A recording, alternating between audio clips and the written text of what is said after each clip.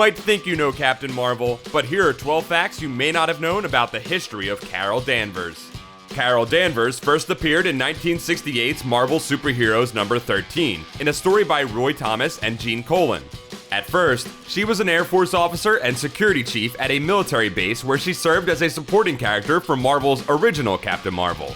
But even Marvel's original Captain Marvel wasn't the original Captain Marvel.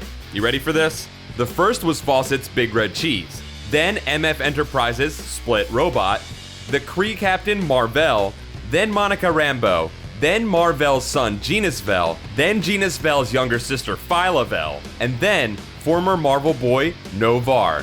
Then Carol. Carol stopped being a supporting character and became a hero of her own in Ms. Marvel number 1 in 1977. She gained superpowers when a device called the Psyche Magnetron exploded and caused her genetic code to meld with Mar-Vell, who was an alien Kree, making Carol a human-Kree hybrid. Ms. Marvel was consciously designed to be a feminist hero. In the 70s, the word Miss was closely associated with feminism, and in her civilian life, Carol took a job as the editor of Woman magazine, where she fought for equal rights for women in the workplace. One of the most controversial comics of all time, Avengers number 200, sees Carol kidnapped by a traveler from another dimension named Marcus, who then brainwashes, seduces Carol, and impregnates her with what turns out to be himself. Then they go back to his home planet. This comic's pretty bad. Shortly after this, Carol manages to return to Earth after Marcus's death, but then has her powers and memories stolen by the mutant Rogue. Professor X manages to restore Carol's memories, but Rogue kept her powers. This is why Rogue is super strong and able to fly, sugar. While hanging out with the X-Men in space, Carol is transformed by the gross alien insect race known as the Brood, so that she can draw the power of a white hole, giving her the power of a star. She takes on the name Binary and flies around and has space adventures for a while. At the end of a story called Operation Galactic Storm, Carol lost her connection to the white hole, but still retained her original Ms. Marvel powers, plus a more limited version of her energy manipulation powers. Taking the name Warbird, she joins the latest incarnation of the Avengers. However, because of the stress and trauma of what she had experienced with Marcus, losing her memories and gaining and then losing cosmic powers, Carol ends up succumbing to alcoholism.